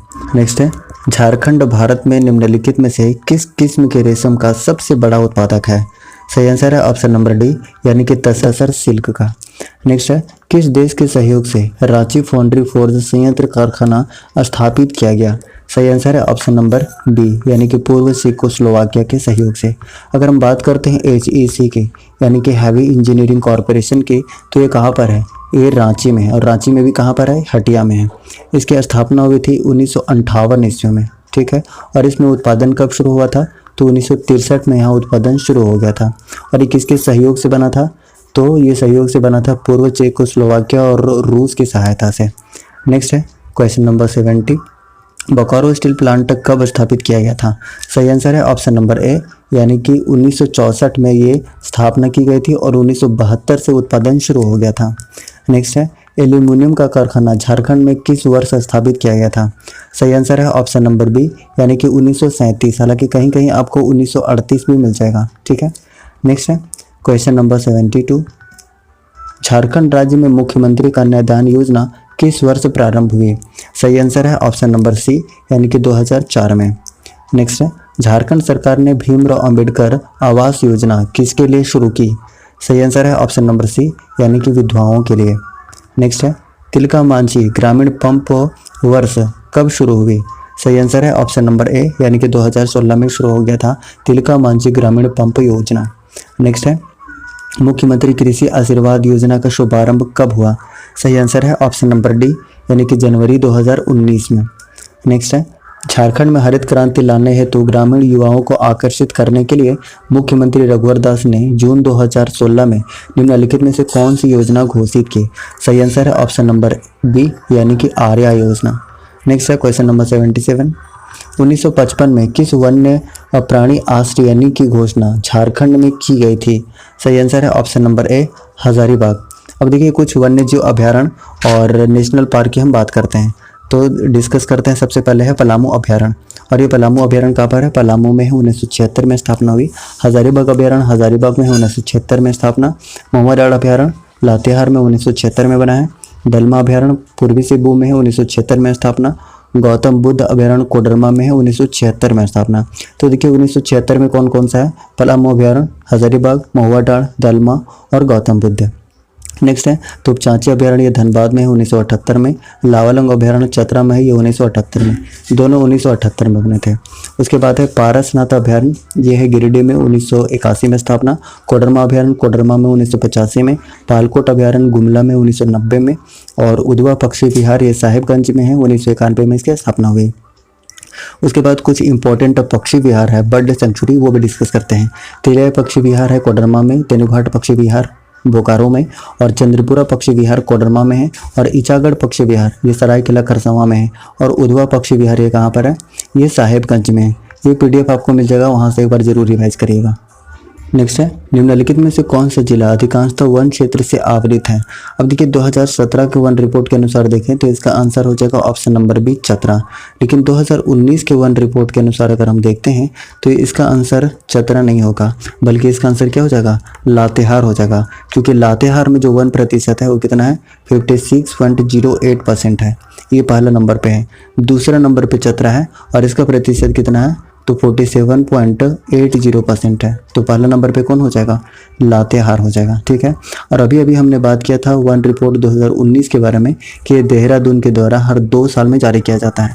और सर्वाधिक वन क्षेत्रफल किसका है? तो पश्चिमी सिंहभूम का है। ठीक है, क्षेत्रफल के अनुसार। लेकिन प्रतिशत के हिसाब से देखें तो पहला नंबर पे लातेहार है और दूसरा नंबर पे चतरा है। ठीक है, ये याद रखिएगा। उसके अलावा भी हमने डिस्कस किया था कि सबसे कम 1% कहाँ पर है? तो ये जामताड़ा में है, 5.56%। और ये 2019 का रिपोर्ट है। और हमने ये भी बताया था कि रामगढ़ एकमात्र ऐसा जिला है जहाँ पे 2017 की अपेक्षा 2019 में किसी भी तरीका का कोई भी परिवर्तन नहीं हुआ था। नेक्स्ट है 2001 में प्रोजेक्ट एलिफेंट के अंतर्गत भारत का प्रथम हाथी रिजर्व कहाँ बनाया गया? सही आंसर है ऑप्शन नंबर सी, यानी कि दलमा में। नेक्स्ट है निम्नलिखित में से किस धारा के अंतर्गत राज्य वन्य प्राणी परिषद का गठन किया गया? सही आंसर है ऑप्शन नंबर बी, यानी कि धारा 6 के अंतर्गत। नेक्स्ट है महुआ डाँड़ अभयारण्य कहाँ स्थित है? 81 का सही आंसर है ऑप्शन नंबर बी, यानी कि लातेहार में स्थित है। अभी थोड़ा देर पहले हमने डिस्कस किया था। नेक्स्ट है झारखंड में शीतकालीन वर्षा किस कारण होती है? सही आंसर है ऑप्शन नंबर सी, यानी कि उत्तर पश्चिमी विक्षोभ के कारण। नेक्स्ट है कोपेन जलवायु सिद्धांत के अंतर्गत भारत किस प्रकार का जलवायु प्रदेश है? सही आंसर है ऑप्शन नंबर ए, यानी कि AM। नेक्स्ट है जलवायु परिवर्तन की अवधारणाएं हैं। सही आंसर है ऑप्शन नंबर डी, यानी कि उपरोक्त सभी। नेक्स्ट है क्वेश्चन नंबर 85, जलवायु परिवर्तन पर राष्ट्रीय कार्य योजना किस वर्ष आरंभ हुआ? सही आंसर है ऑप्शन नंबर डी, यानी कि 2008 में आरंभ हुआ था। नेक्स्ट है तड़ित से बचने के लिए क्या करना चाहिए? सही आंसर है ऑप्शन नंबर ए, यानी कि गरज सुनकर सुरक्षित स्थान पर पहुंचना चाहिए। ये बिल्कुल सही है। नेक्स्ट है वर्ष 2014 से 15 में झारखंड के कौन से जिला को सर्वाधिक आपदा राशि प्राप्त हुई थी? सही आंसर है option number A, Ranchi. Next है अग्निकांड के कारण है। सही आंसर है ऑप्शन नंबर डी, यानी कि बिजली चमकना, ज्वालामुखी उद्गार और मानवीय कारण, यानी ऑप्शन नंबर डी सही हो जाएगा, उपरोक्त सभी। नेक्स्ट है आपदा प्रबंधन की कितनी अवस्थाएं हैं? सही आंसर है ऑप्शन नंबर ए, 3 अवस्थाएं हैं। 3 अवस्थाएं कौन कौन से हैं? तो पहला अवस्था है आपदा के पूर्व अवस्था, और दूसरा है आपदा के समय अवस्था, और तीसरा क्या है? आपदा के उपरांत। नेक्स्ट है क्वेश्चन नंबर 19, राष्ट्रीय आपदा प्रबंधन नीति 2005 के अनुसार प्रशिक्षण कार्य हेतु नई दिल्ली में किस संस्था की स्थापना की गई है? सही आंसर है ऑप्शन नंबर सी, यानी कि राष्ट्रीय आपदा प्रबंधन संस्था की स्थापना की गई है। नेक्स्ट है राष्ट्रीय आपदा प्रबंधन प्राधिकरण के अध्यक्ष कौन होते हैं? सही आंसर है ऑप्शन नंबर सी, यानी कि राज्यपाल होते हैं। नेक्स्ट है झारखंड राज्य में आपदा विभाग का गठन कब किया गया? सही आंसर है ऑप्शन नंबर ए, यानी कि 2004 में किया गया। नेक्स्ट है झारखंड का राजकीय पुष्प कौन सा है? सभी जानते हैं, इसका सही आंसर हो जाएगा ऑप्शन नंबर सी, पलाश का फूल। नेक्स्ट है झारखंड कर्मचारी चयन आयोग का गठन कब हुआ? सही आंसर है ऑप्शन नंबर बी यानी कि 2011 में हुआ था। अगर हम बात करते हैं झारखंड कर्मचारी चयन आयोग की, तो अभी इसके अध्यक्ष कौन है? तो अभी इसके अध्यक्ष हैं सुधीर त्रिपाठी। और जेपीएससी के अध्यक्ष कौन है? अमिताभ चौधरी हैं। नेक्स्ट है, झारखंड के किस शहर को मैनचेस्टर ऑफ ईस्ट भी कहा जाता है? सही आंसर है ऑप्शन नंबर बी यानी कि रांची को कहा जाता है। नेक्स्ट है, झारखंड के विशेष माओवादी विरोधी बल झारखंड जगुआर का मुख्यालय कहाँ है? सही आंसर है ऑप्शन नंबर ए यानी कांके में, टेंडर ग्राम में। नेक्स्ट है क्वेश्चन नंबर 97, झारखंड का राजकीय वृक्ष कौन सा है? सही आंसर है ऑप्शन नंबर सी यानी कि साल है। नेक्स्ट है, झारखंड में पहला वैश्विक शिखर सम्मेलन कहाँ आयोजित हुआ था? सही आंसर है ऑप्शन नंबर ए रांची में हुआ था। नेक्स्ट है, झारखंड सरकार वित्तीय वर्ष 2017 से 18 को किस रूप में मनाया गया है? सही आंसर है ऑप्शन नंबर ए यानी कि गरीब कल्याण वर्ष के रूप में। नेक्स्ट है, झारखंड का पहला हवाई अड्डा कहाँ बनाया गया था? सही आंसर है ऑप्शन नंबर डी रांची में बनाया गया था। इस तरीके से टोटल 100 क्वेश्चन हमने कंप्लीट कर लिया है। अगर आपको सेशन पसंद आया है तो प्लीज़ लाइक कीजिए, और अगर आप चैनल पर नए हैं तो प्लीज़ चैनल को सब्सक्राइब करके और बेल आइकन को प्रेस कीजिए ताकि आपको न्यू वीडियोज़ का नोटिफिकेशन समय पर मिलता रहे। पहला क्वेश्चन है, सूची 1 को सूची 2 के साथ सुमेलित कीजिए तथा सूचियों के नीचे दिए गए कूट का प्रयोग करके सही उत्तर चुनिए। उत्तरापद का हो जाएगा तक्षशिला, दक्षिणापद का हो जाएगा सुवर्णगिरी, अवंती का हो जाएगा उज्जैनी और प्राची का हो जाएगा पाटलिपुत्र। अगर हम ऑप्शन देखते हैं तो ऑप्शन नंबर बी इसका सही आंसर है। नेक्स्ट है क्वेश्चन नंबर 2, हर्ष ने कौन सी उपाधि ग्रहण की? सही आंसर है ऑप्शन नंबर सी यानी कि परमेश्वर की उपाधि ग्रहण की। नेक्स्ट है, प्राचीन शहर तक्षशिला निम्न में से किन नदियों के मध्य स्थित था? सही आंसर है ऑप्शन नंबर ए यानी कि सिंधु और झेलम। नेक्स्ट है, चतुर्थ बौद्ध संगति किसके शासनकाल में हुआ था? सही आंसर है ऑप्शन नंबर ए कनिष्क के शासनकाल में। नेक्स्ट है, शुंग शासक अग्निमित्र निम्न में से किस लेखक की कृति का नायक है? सही आंसर है option number A Kalidas. Next है, फतेहपुर सीकरी का निर्माण किसने और कब किया? सही आंसर है ऑप्शन नंबर सी यानी अकबर ने 1559 ईस्वी में। नेक्स्ट है, शिवाजी के अष्टप्रधान का वह सदस्य जो विदेश मामले को देखता था वह है? सही आंसर है ऑप्शन नंबर डी यानी कि सुमंत है। नेक्स्ट है, निम्न में से कौन जहांगीर के शासनकाल में भारत आया था? सही आंसर है ऑप्शन नंबर डी यानी कि विलियम हॉकिंग्स। नेक्स्ट है, राजा को अपनी प्रजा से मुक्ति मिली और प्रजा को अपनी राजा से, किसके निधन पर बदानुई ने यह टिप्पणी की? सही आंसर है ऑप्शन नंबर सी यानी कि मोहम्मद बिन तुगलक। नेक्स्ट है, काव्यामी व्यक्ति के रूप में उर्दू का प्रयोग करने वाला पहला लेखक कौन था? सही आंसर है ऑप्शन नंबर ए यानी कि अमीर खुसरो। नेक्स्ट है, जिस कांग्रेस अधिवेशन में सर्वप्रथम वंदे मातरम को सर्वप्रथम गाया गया था उस अधिवेशन की अध्यक्षता किसने की थी? सही आंसर है ऑप्शन नंबर ए यानी कि रहीमतुल्ला सयानी ने। नेक्स्ट है, जालियांवाला बाग हत्याकांड के विरोध में किसने अपनी नाइटहुड की उपाधि वापस कर दी? सही आंसर है ऑप्शन नंबर सी यानी कि रविंद्रनाथ टैगोर ने। नेक्स्ट है, बंदी जीवन पुस्तक का लेखक कौन है? सही आंसर है ऑप्शन नंबर बी यानी कि सचिंद्र नाथ सान्याल। नेक्स्ट है, मुस्लिम लीग ने भारत विभाजन की सर्वप्रथम मांग कब की थी? सही आंसर है ऑप्शन नंबर सी 1940 में। नेक्स्ट है, माउंटबेटन योजना किस तिथि को घोषित किया गया था? सही आंसर है ऑप्शन नंबर सी यानी कि 3 जून 1947 को। नेक्स्ट है, मेरियाना खाई किस महासागर तल में स्थित है? सही आंसर है ऑप्शन नंबर बी यानी कि पश्चिमी प्रांत महासागर में। नेक्स्ट है, लाइकोलिथ और बैथोलिथ के निर्माण का संबंध किससे है? सही आंसर है ऑप्शन नंबर सी यानी कि ज्वालामुखी से है। नेक्स्ट है, नीलंबी घाटी निम्नलिखित में से किसकी क्रिया द्वारा बनती है? सही आंसर है ऑप्शन नंबर ए यानी कि हिमनद। नेक्स्ट है, सिक्किम से गुजरने वाला अक्षांश से भी गुजरता है? सही आंसर है ऑप्शन नंबर बी यानी कि राजस्थान से भी गुजरता है। नेक्स्ट है, भारत में पश्चिमी तट के उत्तरी भाग को क्या कहते हैं? सही आंसर है ऑप्शन नंबर ए यानी कि कोंकण तट कहा जाता है। नेक्स्ट है, भारत में सबसे लंबा समुद्र तट कौन सा है? सही आंसर है ऑप्शन नंबर डी यानी कि मरीना तट। नेक्स्ट है, औद्योगिक तंत्र की प्रमुख क्रियाएं हैं? सही आंसर है ऑप्शन नंबर डी यानी कि उपरोक्त सभी, निवेश, निर्गत और प्रकर्म। नेक्स्ट है, सूची 1 को सूची 2 के साथ सुमेलित कीजिए तथा सूचियों के नीचे दिए गए कोड का प्रयोग करके सही उत्तर चुनिए। पलामू का हो जाएगा बॉक्सर यानी कि ऑप्शन नंबर 4, हजारीबाग का अबरक ऑप्शन नंबर 3 और खेतड़ी हो जाएगा मैंगनीज यानी कि ऑप्शन नंबर 2 और क्योंझार हो जाएगा तांबा ऑप्शन नंबर 1। अगर हम ऑप्शन बात करते हैं तो ऑप्शन ए इसका सही आंसर हो जाएगा। ठीक है, नेक्स्ट है, कौन से कारक हैं जो नगरीय जनसंख्या वृद्धि हेतु उत्तरदायी है? ऑप्शन ए है जन्म दर उच्च होना, ये बिल्कुल है। निवल अप्रवास, ये भी है। नगरीय क्षेत्रों का वर्गीकरण, ये भी है। 4 ऑप्शन है अपकर्ष कारक, ये भी है, यानी कि ऑप्शन नंबर डी सही हो जाएगा, उपरोक्त सभी। नेक्स्ट है क्वेश्चन नंबर 25, किस प्रजाति के सदस्यों की संख्या सर्वाधिक है? सही आंसर है ऑप्शन नंबर डी, यानी काकेशियाई का। नेक्स्ट है क्वेश्चन नंबर 26, भारत में मताधिकार और निर्वाचन होने का अधिकार है? सही आंसर है ऑप्शन नंबर सी, यानी कि विधिक अधिकार है। नेक्स्ट है, भारतीय संघवाद को सहकारी संघवाद किसने कहा? सही आंसर है ऑप्शन नंबर ए, यानी कि जी आस्तीन ने कहा। नेक्स्ट है, निम्नलिखित में से कौन भारत को धर्मनिरपेक्ष राज्य वर्णित करता है? सही आंसर है ऑप्शन नंबर बी, यानी कि संविधान की प्रस्तावना। नेक्स्ट है, कानूनी विषयों पर राज्य सरकार को कौन परामर्श देता है? सही आंसर है ऑप्शन नंबर बी, यानी कि एडवोकेट जनरल।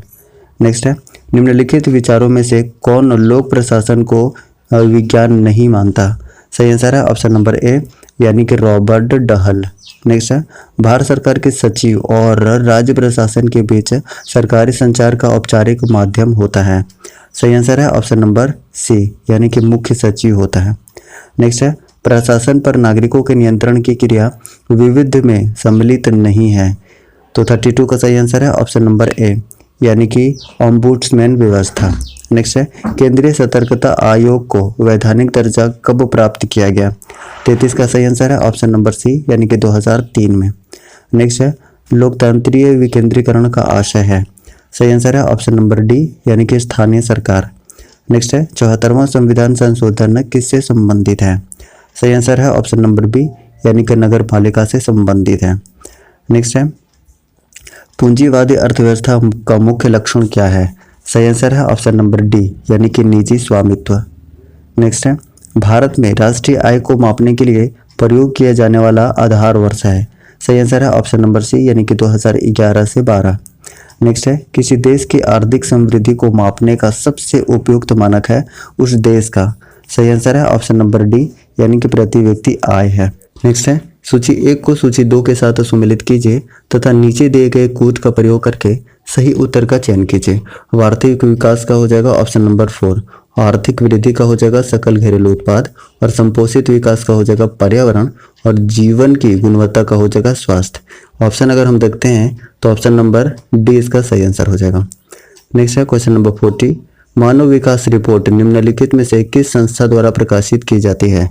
सही आंसर है ऑप्शन नंबर सी, यानी कि यूएनडीपी के द्वारा। नेक्स्ट है, 20 सूत्रीय आर्थिक कार्यक्रम सर्वप्रथम प्रारंभ किया गया था? 41 का सही आंसर है ऑप्शन नंबर बी, यानी कि 1975 में। नेक्स्ट है, उदारीकरण, निजीकरण और भूमंडलीयकरण की नई आर्थिक नीति किस प्रधानमंत्री द्वारा घोषित की गई? सही आंसर है ऑप्शन नंबर सी, यानी कि पीवी नरसिम्हा राव के द्वारा। नेक्स्ट है, जीएसटी परिषद का अध्यक्ष कौन होता है? सही आंसर है ऑप्शन नंबर ए, यानी केंद्रीय वित्त मंत्री होता है। नेक्स्ट है, किसने ग्रामीण निर्धनता उन्मूलन के लिए पूरा मॉडल अपनाने का समर्थन किया था? सही आंसर है ऑप्शन नंबर डी, यानी कि APJ अब्दुल कलाम ने। नेक्स्ट है, भारतीय आर्थिक समीक्षा प्रकाशित करता है? सही आंसर है ऑप्शन नंबर बी, यानी कि वित्त मंत्रालय प्रकाशित करता है। नेक्स्ट है, बादल किस कारण वायुमंडल में तैरते हैं? सही आंसर है ऑप्शन नंबर बी, यानी कि निम्न घनत्व के कारण। नेक्स्ट है, जलवाष्प भंडारित ऊष्मा है? सही आंसर है ऑप्शन नंबर बी, यानी कि गुप्त ऊष्मा। नेक्स्ट है, मानव शरीर का प्रतिरोध शुष्क दशा में लगभग कितना होता है? सही आंसर है ऑप्शन नंबर सी, यानी कि 10⁻³ ओम। नेक्स्ट है, निम्नलिखित में सबसे बढ़िया रोधी यानी कि इंसुलेटर कौन सा है? सही आंसर है ऑप्शन नंबर सी, यानी कि कांच है। नेक्स्ट है, पक्षियों के वैज्ञानिक अध्ययन को कहते हैं? सही आंसर है ऑप्शन नंबर डी, यानी कि ऑर्निथोलॉजी कहते हैं। नेक्स्ट है, निम्न में से किसे अनुवांशिकी का जनक कहा जाता है? सही आंसर है ऑप्शन नंबर बी, यानी कि मेंडल को कहा जाता है। नेक्स्ट है, निम्नलिखित में से कौन सा एक पौष्टिक कैल्शियम का एक अच्छा स्रोत नहीं है? सही आंसर है ऑप्शन नंबर ए, यानी कि आंवला। नेक्स्ट है, निम्नलिखित में से किस फसल का विश्व में सर्वाधिक उत्पादन किया जाता है? सही आंसर है ऑप्शन नंबर सी, आलू का उत्पादन सर्वाधिक किया जाता है।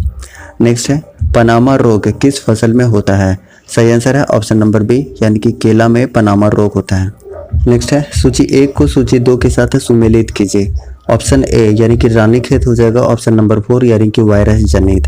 और मिल्क फीवर ये खाद्य पदार्थों की कमी से होता है। उसके बाद थैलेला रोग ये कवक जनित होता है। उसके बाद है गिलराट, ये जीवाणु जनित होता है। यानी कि ऑप्शन नंबर ए इसका बिल्कुल सही आंसर है। नेक्स्ट है पादपों रोगों का सबसे अधिक उत्तरदायी कारक है। सही आंसर है ऑप्शन नंबर ए फफूंदी। नेक्स्ट है दूध का धवल रंग निम्नलिखित में से किसकी उपस्थिति के कारण है। सही आंसर है ऑप्शन नंबर डी यानी कैसीन के कारण। नेक्स्ट है सबसे धीमी इंटरनेट कनेक्शन सेवा कौन सी है। सही आंसर है ऑप्शन नंबर बी यानी कि डायल अप सर्विस। नेक्स्ट है भारतीय रिमोट सेंसिंग संस्थान कहाँ है। सही आंसर है ऑप्शन नंबर ए देहरादून में है। नेक्स्ट है निम्नलिखित में से कौन सी सूचना प्रौद्योगिकी शब्दावली नहीं है। सही आंसर है ऑप्शन नंबर सी यानी कि प्रकाशिकीय भंडारण। नेक्स्ट है झारखंड की कुल जनसंख्या का कितना प्रतिशत अनुसूचित जनजाति की है। सही आंसर है ऑप्शन नंबर बी यानी कि 26.2%।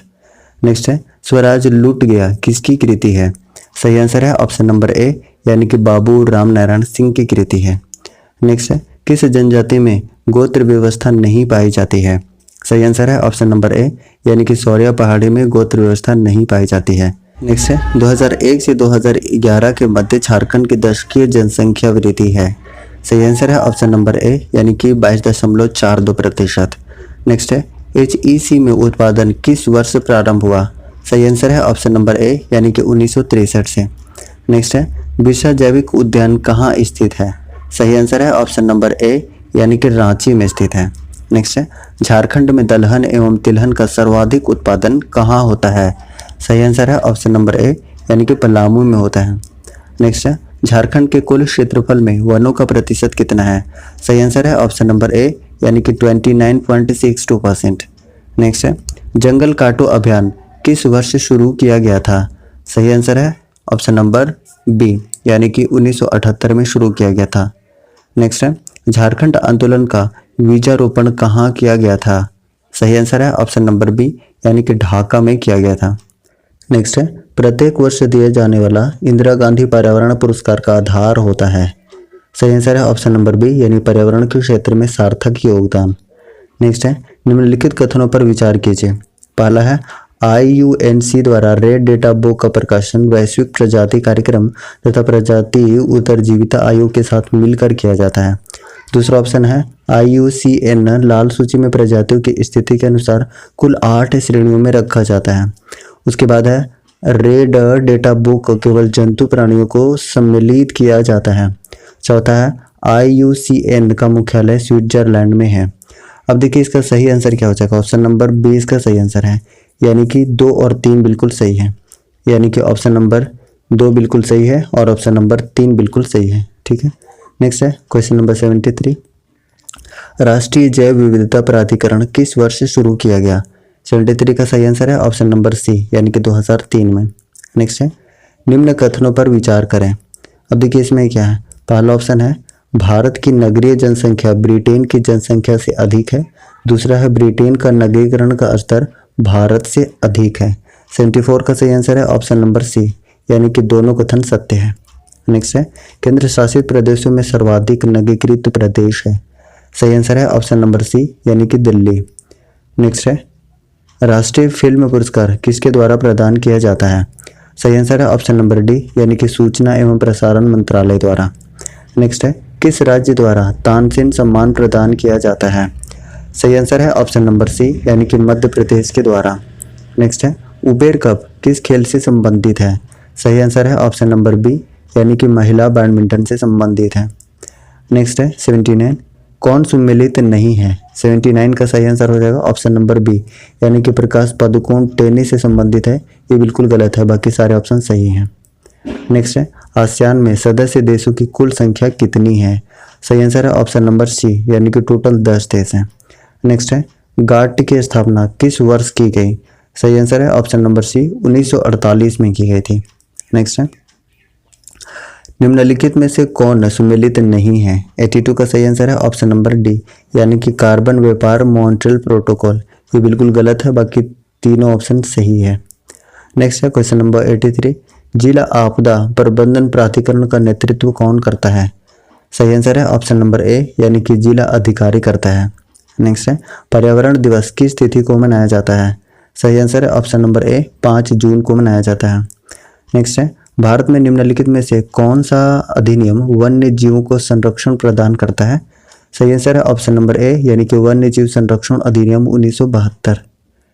नेक्स्ट है किस प्रौद्योगिकी संस्थान में भारत का पहला वैश्विक हाइपरलूप पॉड स्पर्धा का आयोजन किया जाएगा? सही आंसर है ऑप्शन नंबर बी यानी कि IIT मद्रास। नेक्स्ट है श्रेयस योजना किस मंत्रालय द्वारा शुरू की गई? सही आंसर है ऑप्शन नंबर बी यानी कि मानव संसाधन विकास मंत्रालय द्वारा। नेक्स्ट है दिसंबर 2020 में किसे रविंद्रनाथ टैगोर साहित्य पुरस्कार से सम्मानित किया गया है? सही आंसर है ऑप्शन नंबर बी यानी कि राजकमल झा को। नेक्स्ट है पहली बार किस महिला नन इंग्लिश फिल्म को ऑस्कर 2020 में सर्वश्रेष्ठ फिल्म का अवार्ड मिला है? सही आंसर है ऑप्शन नंबर डी यानी कि पैरासाइट को। नेक्स्ट है UPI सुविधा देने वाला देश का पहला दूरसंचार ऑपरेटर कौन बना? सही आंसर है ऑप्शन नंबर बी यानी कि रिलायंस जियो बना। नेक्स्ट है किस राज्य सरकार ने हाल ही में शिशु सुरक्षा मोबाइल ऐप लॉन्च किया है? सही आंसर है ऑप्शन नंबर ए यानी कि असम सरकार ने। नेक्स्ट है किस देश ने जलवायु परिवर्तन के खिलाफ फ्राइडेज फॉर फ्यूचर अभियान की शुरुआत की? सही आंसर है ऑप्शन नंबर सी स्वीडन ने। नेक्स्ट है वर्तमान में भारत में राज्य और केंद्र शासित प्रदेश हैं? सही आंसर है ऑप्शन नंबर ए 28 राज्य और 8 केंद्र शासित प्रदेश हैं। नेक्स्ट है सिविल सेवा के अधिकारियों ने कोरोना वायरस महामारी के विरुद्ध सरकारी सेवाओं को समर्थन देने के लिए किस पहल का शुभारंभ किया है? सही आंसर है ऑप्शन नंबर सी यानी कि करुणा अभियान की शुरुआत की है। नेक्स्ट है फियर ऑफ गॉड पुस्तक किसके द्वारा लिखी गई है? सही आंसर है ऑप्शन नंबर डी यानी कि वधान के द्वारा लिखी गई है। नेक्स्ट है किस राज्य की प्रसिद्ध मूंगफली की कैंडी को मई 2020 में GI टैग प्रदान किया गया है? सही आंसर है ऑप्शन नंबर बी यानी कि तमिलनाडु। नेक्स्ट है ICC महिला T20 वर्ल्ड कप 2023 का आयोजन किस देश में किया जाएगा? सही आंसर है ऑप्शन नंबर डी यानी कि दक्षिण अफ्रीका में किया जाएगा। नेक्स्ट है किस राज्य में देश का प्रथम टायर पार्क बनेगा? सही आंसर है ऑप्शन नंबर सी यानी कि पश्चिम बंगाल में। नेक्स्ट है भारत का पहला महात्मा गांधी कन्वेंशन सेंटर किस अफ्रीकी देश में खोला गया? सही आंसर है ऑप्शन नंबर बी नाइजर में खोला गया।